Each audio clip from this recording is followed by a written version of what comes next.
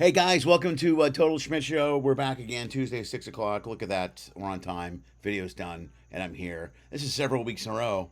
I'm rather proud. Today, Cee Jay Jones, a carnival legend, if you will. Sit back, enjoy the show. Hey, welcome to Total Schmidt Show. How you doing? I'm back at Cee. Here's what you're going to get from the show. It's kind of like quarantine comedy, except I'm not going to be home. Actually, it's kind of like quarantine comedy and a combination of all the stuff I've done online over the last year or so. There's sketch stuff, live stuff, stand-up stuff, travel stuff, and of course, conversations with others who do the same things that I do on a daily basis. That's it. That's the whole show. Then I'm going to record it all and put it on the intraweb. Sometimes. Usually late. Always late. Maybe, I don't know. And weekly? Nah, maybe. Sort of. Could be. Either way, sit back. I hope you enjoy whatever the hell it is I put together for this week on Total Schmidt Show. Hey guys, welcome to the Total Schmidt Show. Every Tuesday at 6 o'clock we stream. It's me talking to entertainers all over the world when I travel on ships, clubs, and whatever dump I'm doing comedy in. So, thanks for being here. Do me a favor. First of all, like the video. It's very important. Like the video. It's very important to me. Subscribe to the YouTube channel. I would really, really appreciate it. It helps us out immensely here. It helps us keep going. It looks good for YouTube if we have people that subscribe and like the video. Also, all my social media tags are up here somewhere. Hit the social media. Check out my social media stuff. And there you go. You can follow me on YouTube. I'll be here every week at 6. Numerous shows also on the Lenny Schmidt Comedy Network. But today, we're talking about Total Schmidt Show. We're talking about my good friend Cee Jay Jones, who's a comic. He's been around forever. He is a favorite on Carnival Cruise Lines. He's a good friend of mine. This is another interview I did in the Mardi Gras. And it's just me and him in a small cabin talking to each other with microphones. So sit back, enjoy the show. Thanks for being here. Enjoy Cee Jay Jones. I say bravo for you. I got a son, I love him to death. My son is beautiful. He's 26 years old. The damn frontal lobe just fucking came in the mail. He's doing great shit now. He made great decisions. He enlisted in the military and moved the fuck out of our house. He was a good man, a good young man. He ain't always made great decisions. When he was 20, he went to college. He didn't graduate, but apparently he majored in GPS because me and my ex-wife changed our address. He still found out where the fuck we both live. He is half human being, half damn pigeon and shit. Oh, by that laugh, I noticed some people who got some boomerangs at your damn house. You got to put 20-somethings? I'm gonna tell you what, let them stay a couple of more months. Because if you kick them out, they like Jesus Christ. They coming back again. Let them stay. Let them stay a couple more months, man, and they'll get their shit together and then move out. But if you got a 30-year-old in your house, burn that bitch down. Since the pandemic, I was working here and there gigs. You know, I was lucky. It's like I actually had, like, I think except for 3 months, 2 at the front, the beginning, and then maybe 1 month in between, I had at least 1 gig during the whole pandemic. So it was, but it wasn't, it was paying gigs, it was low paying gigs, but It was just the fact that you could work and be able to work out material. You're trying to remember your act. Yeah, exactly. And writing. Writing as you go along. But then when it comes up, it was good to kind of be fresh in it and telling things about it. But then the bad part about when you do when you're not doing comedy, and you know this, when you're not doing comedy, but then when you're doing it again, it's like it goes back to the old days of when you started doing comedy and you had 1 gig, but it'd be like 1 gig every 2 months or every 3 months. And the bad part about that is that you would be, as soon as I would do a gig, you get that post-show high, right, and then you go home and you're riding off of it because you know you're going to be working a couple more days. Now, during the pandemic, you would do a show. The high was like, I've never been a heroin addict, but it would be over after the show when I got back in the car because I knew I'm driving back to the house and I'm not going to be working for a month. Yeah, you're going to be done forever. That would just like hit me in the heart. I'm like, oh, man. And for the first time ever, look, and I don't want to no disrespect to people that have ever been depression. I've felt depressed a couple of times during this whole thing because you would go work and this is what we live off of and what we do. And then all of a sudden you be in the bed the next day because you just like, You don't get out of bed till like 2, 3 o'clock in the afternoon because you're just like, I don't even see where I'm going to get another gig. Yeah, right. And because it was nothing booked way in advance, it would just be things would come up in the middle of the month. And then somebody said, I think I got a gig next month. So it wasn't like you had 8 months of work during the pandemic. No, dude, it was like when you started out. Remember when you started out, you get a gig every 3 weeks or 4 weeks or something? Exactly. You know and what I then mean? as soon as you get it sharp, you don't work again until 3 or Right. 4 weeks. So now you got to start over. Even if you got new material, you still don't know how it's going to hit because you haven't been doing it regular enough to know if it's going to be the thing. So you still got to stay with your old act. You're trying to introduce new small things. Yeah, plus you couldn't, it was hard to get from, you couldn't get a rhythm, man. You get to a point where you're working every week, man. You're just clicking. You know what I mean? I mean, you knew your whole act. I could, from the middle of whatever, I was so in touch with all of my material. Exactly. You know what I mean? That you could go back and forth, and you were grinding all cylinders. Yeah. But when you land off a month, you go, here we go. Just that joke hit, and I got it just like I wanted. After maybe 3 times you've done something, and then you go, here we go, another month before I do anything. Right. And then I get to that point where, like, you were a hustler. You was doing things. I would always go, I think I'm going to hold out and just wait on a gig. You were like some guys were doing other things, working on the side or Ubering or whatever. My car was too old to Uber. So I was like, I had to make sure I maintained even my car. Uber, I had to make sure I maintained my car because I was like, it's paid for. I can't really ride people around and kill my A and B car. So when I would go do gigs, I would have to rent a car. Then the rental car stuff went through the roof. Oh, they were crazy, because the rental cars people, they were the dumbest people in the world. Sold them all. They sold all their Yeah. inventory and then passed the prices on to us. Right. $75 a day for a car. Yeah, yeah. You know, it's unreal. So No, it was crazy, man. Yeah, because it was like I did. It got a week in Chicago. I was looking at $800 for a rent a car. what? Yes, 8. Then I got it on $650. I'm like, I'm not paying $650. Oh my God! It was just crazy. The worst I did was $350 for like one time. I did $350 for like 4 days, but that was still when I said I was still like, a lot, man. I'm like, that's a lot. You were getting. I mean, I was getting them for a weekend for 110. You know what I mean? Mm-hmm. And then once I got in with the price line and with the other companies, they started sending me deals. So occasionally I'd start getting lower prices. It still was not. It was not real world prices. It's this pandemic car rental prices. But you take what you can. You know is when you rent a car now, they call you that week to make sure you're coming. Yeah. You know, they go on it because they don't want to. They don't want to lose. Are you going to be there? Or they don't want to waste the car. They don't want to waste. No, what they would do is I would find they give you the now price. Yeah. The now price or the Thursday price when you come get the car. Right. So they would make you go pay for it up front. Now the problem is when you pay for it up front, it's with the internet company. That's not with the rental car agency. So when you get it, you're getting the cheaper price and you're saving like $75. But the problem is if there's something issue with the car, the rental company, you have to really battle with the other people to get something taken off if there's some major issue wrong with the car, because what you're doing is paying for it in advance in exchange for getting a big price. So I got a lot of low rental car deals because I learned to start driving a car that was the size of this desk. I started renting economical cars, and then it was like, this ain't bad. It ain't just me. It's just me in a suitcase and I put $8 in a car and fill it back up. Right. That wasn't bad if you could find that car. Yeah, right. Well, I always used to rent economy cars too.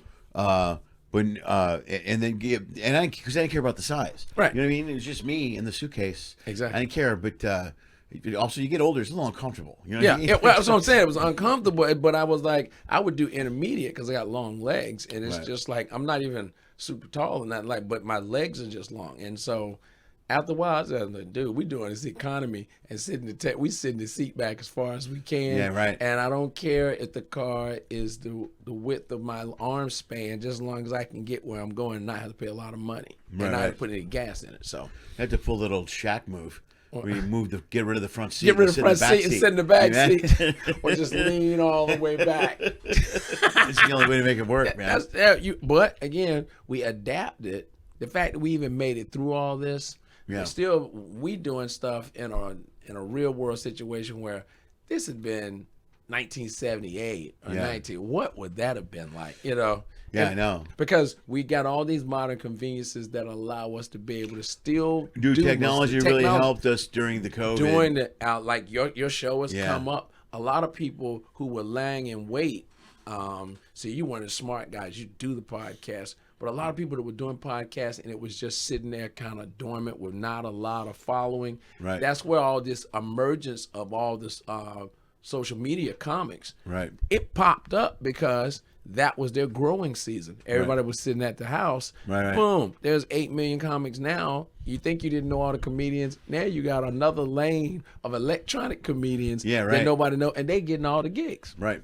But it is what it is. You ride in the lane that you ride in, and you work until you can figure out how you can get in another lane or ride in more than one lane. Yeah, and you adapt to whatever's out there. Yeah. You know what I mean? I was just I'm glad that live shows are back. You know what I mean? Because I'm such a big believer in live comedy. Live is better than anything. That Zoom, I like the interaction because I know you and when you're talking to people, but it's like when you would do a show, it just seemed like it's so contrived. Comedy is living proof that some people have the niche to be able to do it from their living room. Yeah. But then I'm one of those guys, I need the noise. Yeah, but the energy of a live audience, man. Plus, we talk about this all the time. I always say you're so in the moment. You know what I mean? You're playing off of everything. Yeah. And the crowd's with you, and you're with the crowd, and the whole thing is flowing, and when it's a well-oiled machine. Yeah. You know what I mean? And it's a beautiful thing to watch. Yeah, when you get that energy, like you said, I pick that energy up from the crowd. Yeah. That's when new stuff pops up. Yeah. You get some new, you got ideas you'll be working on to put in your act, but then you'll get something that pops up in the act and you'll go, I hope I remember that. While you're telling the joke, I hope I remember that while I get off stage. Because that was great tag to add to this joke. Well, dude, I audio tape every show now. Yeah. Dude, I don't audio tape every show, but I should. I'm trying to work to be better about that because there's so many things we forget about after we say them while we're doing the show. Yeah. And then when you listen at it, go, that works perfect. That was it. Yeah, right. Yeah. Yeah. I always I started audio tape because I remember the feeling. I hate the feeling of saying something and then not remembering after. And then you're sitting around going, what the fuck was that thing? Laying in the bed. You're like all day long, like wide awake, drive all the way home. Right there. I was talking about the huts and then the straw, and then we ended up in a field, and where do we go after that? It is such a helpless feeling. Yeah. Because it's like when you go to bed, it's gone. Unless you just have some dream or epiphany. And usually it's somebody saying something that triggers it. Yeah, They'll say one word. Yeah, I've done that too. Somebody did that this week, and I said, I appreciate you. I'm not ignoring you.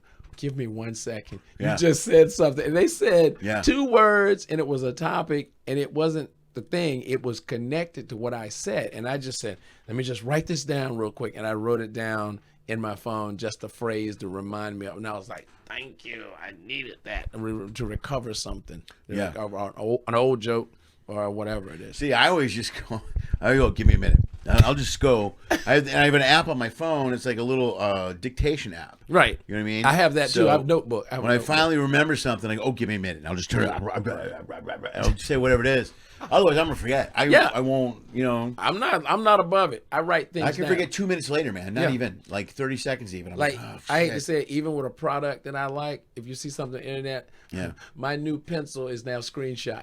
Yeah. I do it all the time, click, dude. I need to buy that. Click. I'll look in there in the pictures and I'm going, why do I have this lady walking like this? And I'm like, oh, it's the heading of whatever it was under up there in the corner, and then I go back to it. So, and look, we could never do that in 1978. It's called pencil and paper. Yeah. Like little black book, notes, address book, all that stuff. I'm like just glad that if we experience this stuff, we are blessed that we experienced it in a time where we actually pretty much recovered, and most of us weren't completely devastated, and we came out of it somewhat unscathed.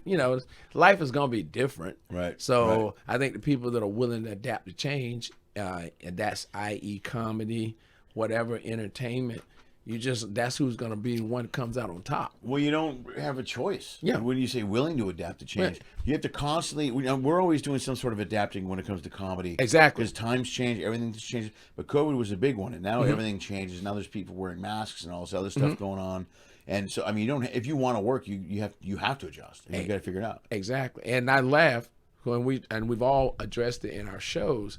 The funny thing is we're looking at people and I say, I don't care whether you like it or not. None of us like the mask, but the cruise ship is living proof that people are willing to do what is necessary to have fun, even if they don't like it. They still are putting up with it. Well, I think after 18 months, again, not only do we not have a chance to adapt, I mean, the world didn't have a choice. Yeah. If you want to get back on a cruise ship, man, you got to wear a mask. I think after 18 months, people are like, screw it, I'm going to do it. I don't care. Yeah. And you don't have a choice. And I laugh when every once in a while, I'll see a major, like a diva complain. Like I was on the Vista 2 weeks ago, and there's out of Texas. There's always one or two people out of Texas. Yeah, I agree. And I've seen it. And they go, and this guy got in the elevator with me. He's bitching about the mask and complaining and all that stuff. And there's always one guy, but most people are just wearing them, and they're like, whatever. This is what we got to do. I mean, think about it. You got two choices: you either wear the mask and you do stuff, or you don't wear the mask and you stay home. And you stay home and you do limited stuff, or you do the things you want to do, Yeah. but it's limited. You know, you can go to every park in America if you want to.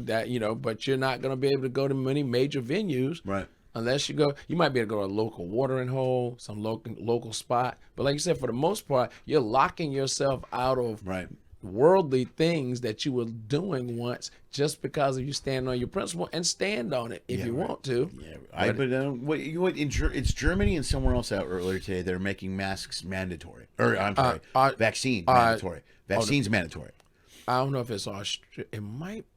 I don't know if it's New Zealand or Australia. I just know that they are locked down still. Yeah, New Zealand is for sure. New Zealand's knocked down because Solano hasn't been able to see his kid. I saw he wants 2 years. I just worked. I just worked with George. Yeah, he just told me that too, and he showed me the plane tickets. He's trying to price them in the future. Yeah. Dude, I saw one ticket and it was $25,000. Jesus Christ, 25 grand? 25 grand, and there was one for 10, but he wasn't even going to get all the way to New Zealand. He was going his home. He was going to have to go somewhere that was 2 hours away, and then fly from there, or catch a car or a small charter or something.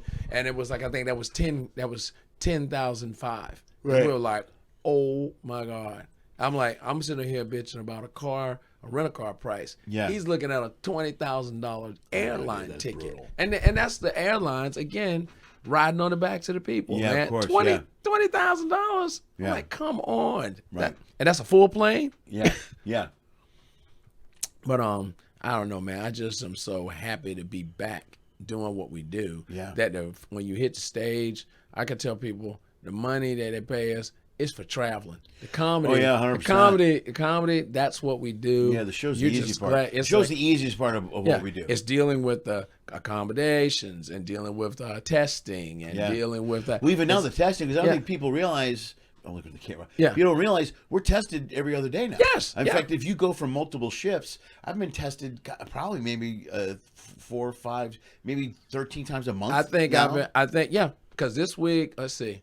I think I've been tested now 5 times on 2 shifts. Let's see. First day, 1, 2, 3, 4. Yeah, 6 times. I'm almost up 6 times. The 6 times this morning. Every other day. Yeah. So that's you hit at least 3 or 4 at least 4 of those. Yeah. So if you do 3 shifts. And then I just did this morning. So I'm 6. Right. 6 times, and that was in 2 cruises. So yeah, I did this morning I too. feel I should play for the NBA now. Yeah, so I should be in the NFL protocol. Yeah, I'm good to go. You're all set. Hell, LeBron James just took 8 in like 36 hours, took 8 tests, and he I feel like I'm an NBA player now. He's man. trying to hit his negative test stuff, right? He had a wound up. It was a false positive. Oh, was it really? It was a false positive. He had 8. He took 8 tests in like a 36-hour period. Right. So turns out it was a false positive. Right. Well, and those things happen on here. They got us doing them ourselves now. Yeah. We're sitting there. I could give a class on COVID testing. Yeah, I've taken it so many times to know exactly. Every time they go to explain it, they go. Now they're going. Have you done it before? I go. Yeah. This is like my fifth. I walk in with my little sticker on my hand now, like I'm an expert. Right. I know how to take the vial, take the top off, and going in here and all that stuff, man. And it goes, "No, I need you to go deeper." I'm like, "That's what she said, sir. I know." I get I go in there deep, and it's like, but it's and that's now regular. That's the bad part. When you do things enough, it becomes a regular thing. Now I'm just going. That don't tickle like it used to. It just kind of you ignore it. I feel like a housewife. You're used to it. I feel like a housewife. Are you done? Yeah. Are you done yet? Right. But I just water. No, there's none of that going on. And I'm like going, oh. am I qualified to be something nasty? Because I'm like, I'm shoving something up my nose and it's not bothering me. Yeah, right. And it used to be, I was like, oh. Well, it's like the mask thing too. I caught myself 3 times this week coming in this cabin and wearing my mask for like 20 minutes. And then going, what am I doing? You know what I mean? In my own cabin.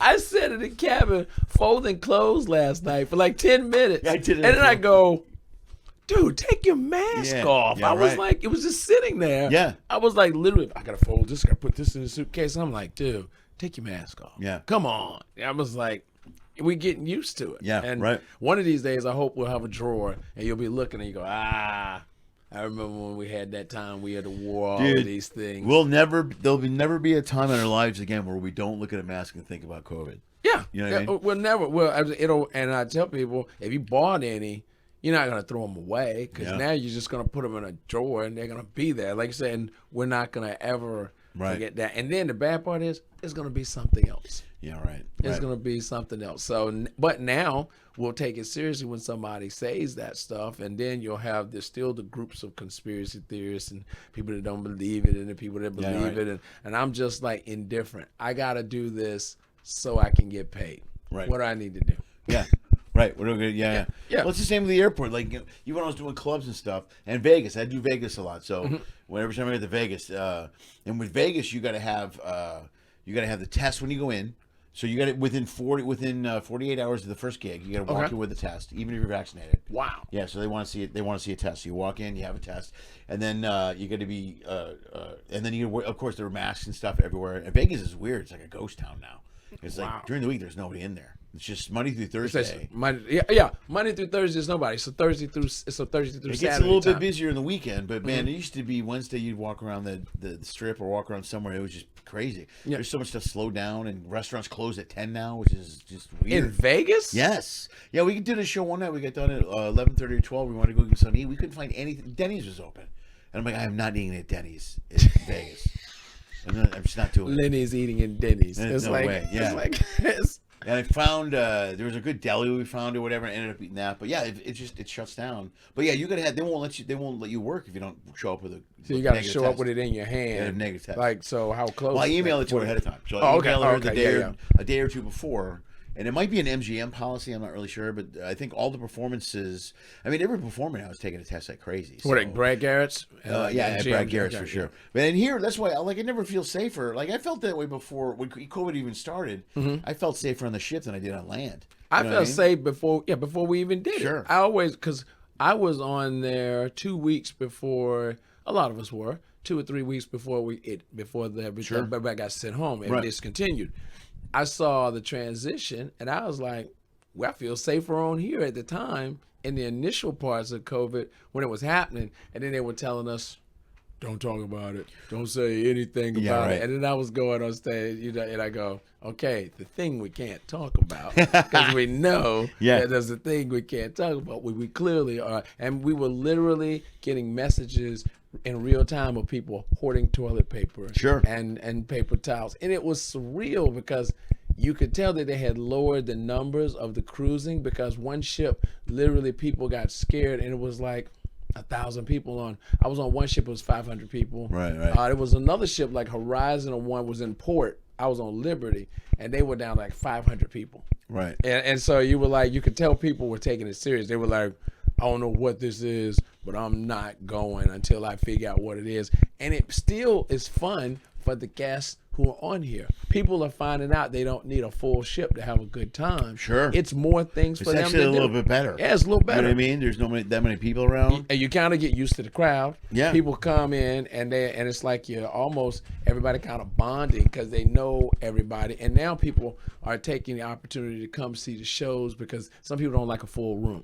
Right. You know, so they come or they feel like they can't get in. Right. That's one of the biggest complaints. We do so well. We're fortunate that we got a built-in audience. Yeah. That some people hate the idea of in fact, waiting. I've seen people look at their watch in an elevator when I was coming down to catch you guys or something. It would be like right before Showtime. Yeah. And they would be like, we're not even going to try to get in because it would be stupid to. But now we got COVID full, which is the seating completely, and no standing. So we get no SRO. Right. So they don't let no standing room only. So it's making overflow for crowds to just pick a show. Right. And people are pretty okay with that. They're like going, hey, man, we're not going to try. We're going to just come to this one. Yeah. And they get there early enough. But Well, that's why there's more shows now, so they can see that, and also, like we said again, people are more willing to deal with it because they want to get out and do stuff. they want to get out and do it. Yeah, dude. I mean, after 19 months of being at home, it was just brutal. And everybody, and what I'm laughing at is everyone's having a blast. People are like, well, tell me the truth. I know you're going to tell me the truth. Yeah. What is cruising like? You know, people will send you a message. Yeah. Like, I'm like, it's like cruising with orange cones, like an orange cone in the highway. Yeah. People are just navigating around COVID Right. and having a good time. I said, have no secrets to tell you. Nobody has anything. We get tested like we're pro players. Right. I said, so you think if they do that to me, imagine what they're doing to the coworkers. They're like, I can't even imagine how many times they get tested. Because, when we go down there, they're being tested all the time. Yeah, right. It's Every day someone's getting tested. Every day somebody's getting tested. So I was just like, no news here. Nothing to see here. Yeah.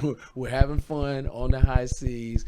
And people are looking at each other going, this is what we got to do. Yeah, it's sorry. I get people every once in a while doing that too, where I'm not getting on a cruise ship. There's no way. Yeah. And I'm like, all right, you just don't, missing then out. don't. I guess. Yeah. That's And fine. I tell people, I don't even argue with people to myself. Yeah. You know what? You're right, and I understand you. Right. Have a great day. Holla at me. Yeah. I'm not gonna. Well, most people that complain about, like, even before COVID, I knew people who were like, ships are terrible. And I would be like, well, how many cruises have you been on? And they'd be like, none. None. Yeah, there's always none. None. And I go, well, then you can't. I go, and I won't argue. Well, I'm not going to argue with you, but you're wrong. You're like way, I mean, literally, they try to tell you something that you're doing. Well, you're just saying that because you're right. I am saying that. Yeah. Because I ride on the ships. Yeah, I've been on a ship for 10 years. I've been on a ship almost, at least 2 times a month. 2 times a month. 2 weeks a month. Yeah, right. That's like I tell people, it's like I'm 18 days a month I'm gone. That's like I'd rather be on a ship than on a plane. Yeah.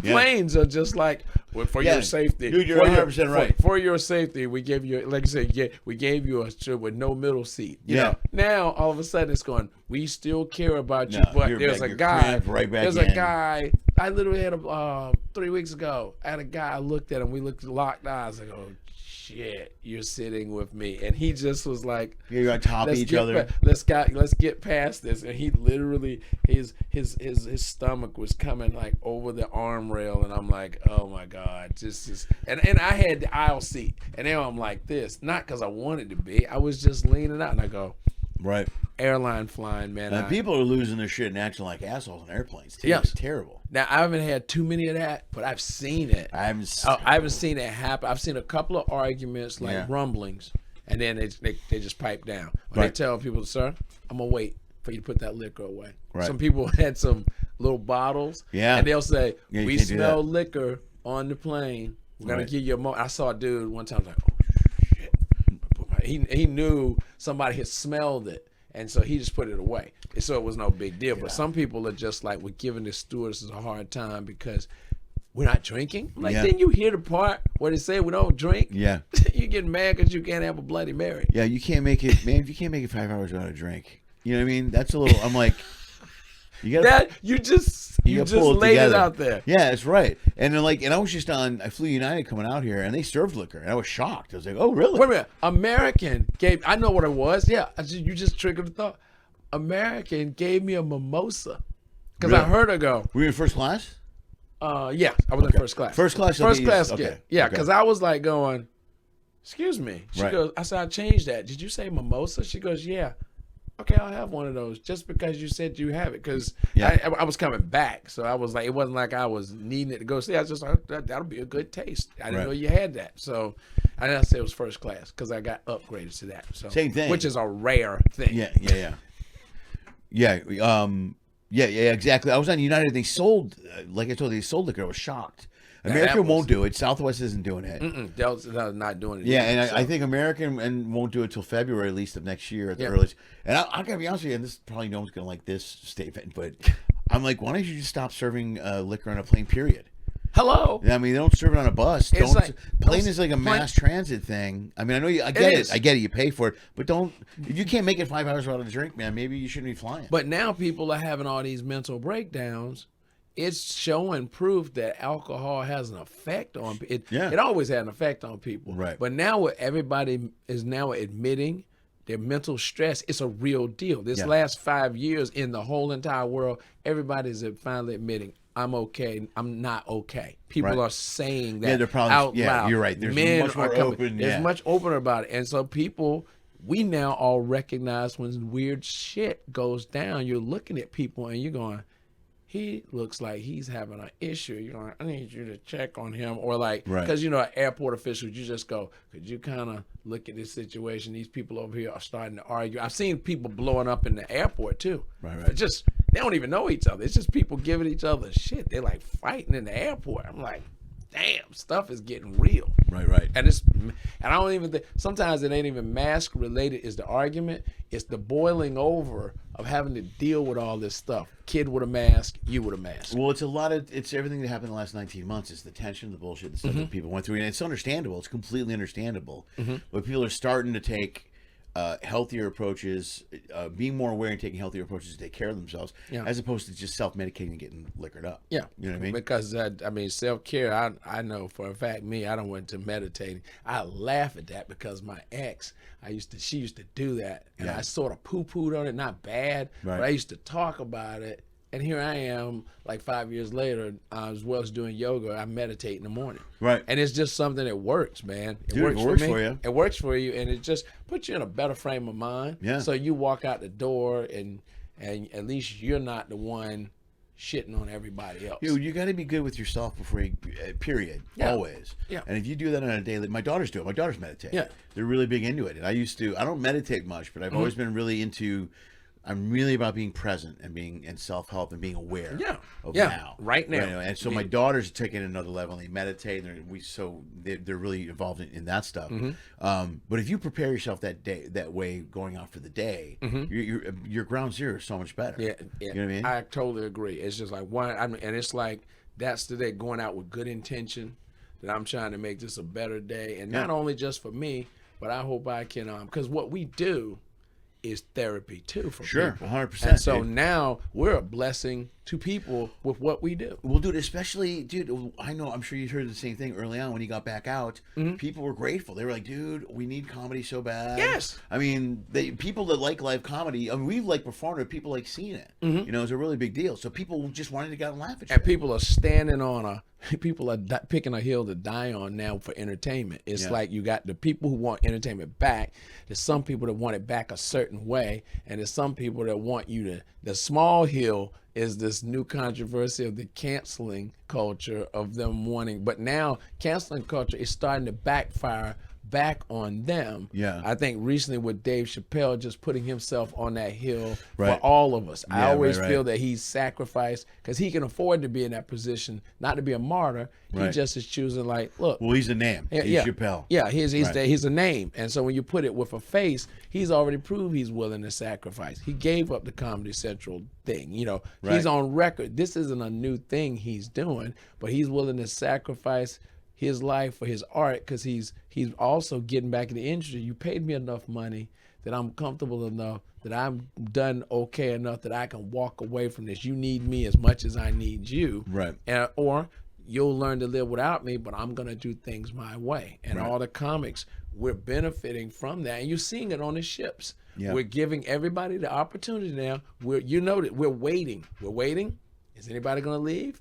Okay. We're giving you 2 more chances. Somebody's about to say it was about to drop an F-bomb in here, or somebody's about to say a topic about something you don't like. So here's a chance to leave. And I'm loving that Carnival's even enforcing that as far as and clubs. They're walking up to people and just saying, I'm going to need you to leave if you don't like what he's saying. Yeah. I'm going to need you just to go. Yeah, they had somebody pulled on one of my shows a few days ago. Yeah, I was there. Yeah. I loved it. I love Five Guys. Yeah. I loved it. Yeah, the Five Guys. Yeah. It was so great. And then you took the line and turned it around on him as soon as he walks out the door. And then he goes, by the way, I like Five Guys. I love guys. Yeah, I love Five Guys. But I love this too. It shows how people are cowards because his group wasn't encouraging him, but they weren't helping him either. Right. But they let him just do it. The minute we turned the lights on, like roaches, they scurried. And they all of moved away them from just each like, other. We don't know. Yeah, and it's usually the case with a comedy show all the time. Everybody in the room was just like, well, he should leave. They want him. Everybody wanted to leave. You know, and I even said to him, I was like, dude, you're just here. You're just trying to mess with the show. And Yeah. That's when he made the comment about my mom. And then he goes, your mother, and I wanted to go. Is this 8th grade? And I was gonna go. Dude, 1982 I called. saw They want their you. insult I back. saw I'm you like, pull. I saw you hit a emergency switch. Like, I'm not killing my third. I literally saw it. I said, what's he gonna do? Yeah. He's either gonna kick him out so he can save his time. Yeah. Or he's gonna go. Yeah, I got him out right away. You got him out. I was thinking about I'm like, can I slam him? I go, you know what? I don't want to encourage him. I don't want to encourage him in the bullshit. because he'll come back to another show and do something that. else. And so then I'm like, just go, bro. And it was so funny. He left out. And he looked like a kid outside of a goldfish right? bowl because he just wandered around outside in the hallway, mad. Yeah. And it's like, you look like an idiot. You like you was at Chick-fil-A on Sunday. And it's like, and he can't. Won't you let me in, man? Won't let me in. And he's sitting there, and he's just walking around pacing. I said, nobody's having a baby in here. You should go back the way you didn't want to be in here, apparently. Yeah. Now you want to back in. Now you want back in. Yeah. It's like, go to Five Guys. So keep getting picked out of the backyard. You can't play. You know what I mean? I loved it, man. And then you said, by the way, sir, I like Five Guys. That's good. I loved it. Yeah, that was good. Yeah, man. All right, man. Let's wrap this up. Okay, dude. brother. Dude, first of all, socials. What do you got? Socials. Website. What do you got? Let's see. I got Instagram, Cee Jay Jones, and the number 1, CeeJay Jones, and the number 1. Also, Facebook under the same name. Also, YouTube, Cee Jay Jones 13. That's CeeJay Jones 13. I have clips, and my YouTube DVD is on there from. I haven't done a new one, but all my footage is on there, and I'll be hopefully in 2022, God willing, be doing a new something new to put on. Nice. With a lot of new material on it. So perfect, because we're in a perfect age of a pandemic now. We're there's putting a lot to talk about, brother. Plenty of stuff. And happy shows to you. You crushed this Thank you, week, buddy, man. Appreciate and I'm glad to work with you. Great job last night in the theater. We've been showing clips throughout the show, so. And great. I got that for you too. Oh, by the way, everybody support Lenny Schmidt. Fantastic comic, great guy. Go see him at a club near you. Love you guys. Keep smiling. Thanks, CJ. Appreciate it, buddy. Thank you, brother.